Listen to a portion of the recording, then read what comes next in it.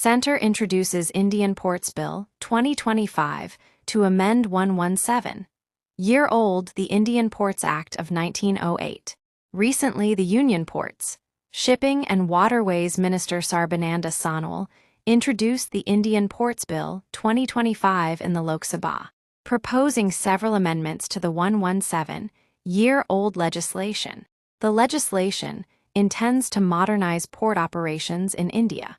It reflects the changes balancing with the international norms and environmental standards. The bill aims to encourage planned development in the port sector and meet up emerging challenges. Historical context: the Indian Ports Act was established in 1908 regarding ports and port charges. It fixed up the powers of both the central and state governments, including provisions for safety, conservation, and the appointment of port officials. Now the original legislation is seen as outdated. The objectives of the bill have been set up as per the demands of the present time. Now come to the objectives. The Indian Ports Bill aims to modernize a legal framework for the governing ports, keeping balance with pollution control and environmental concerns. It aims to ensure compliance with international maritime obligations, streamlining the objectives of facilitating integrated port development, and easing business works in the port sector. The bill introduces several critical provisions such as 1. Empowerment of state maritime boards for better governance. 2.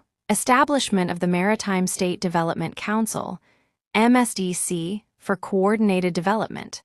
3. Mechanisms for efficient dispute resolution related to port operations. 4. Enhanced focus on disaster management and emergency response. Now come to the reactions from the coastal states.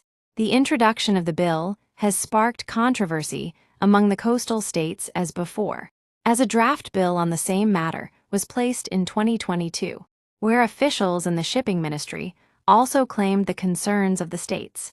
That time, the draft ended up meeting staunch opposition from the coastal states, which had raised concerns that the widened scope and mandate of the Maritime State Development Council, MSDC, would take powers away from states to control their own ports.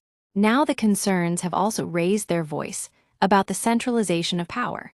Many states fear that their authority over non-major ports will be diminished. Tamil Nadu's chief minister and others have expressed strong opposition. They have argued that the bill undermines state control and local governance. Parliamentary deliberations and amendments. The bill has undergone scrutiny in the Parliament.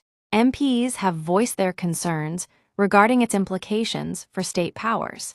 The ruling has indicated that it took state views into account during the drafting process, as the previous version faced backlash, prompts a more reconciliatory approach in the current bill. Now come to the key points. 1. Emphasis on environmental sustainability. 2. Provisions for pollution control and safety measures at ports. 3. Alignment with global standards and protect marine ecosystems. 4. Emphasis on handling increasing traffic and operational scale of Indian ports. If you like this informative video, please subscribe the channel and stay tuned. Thanks.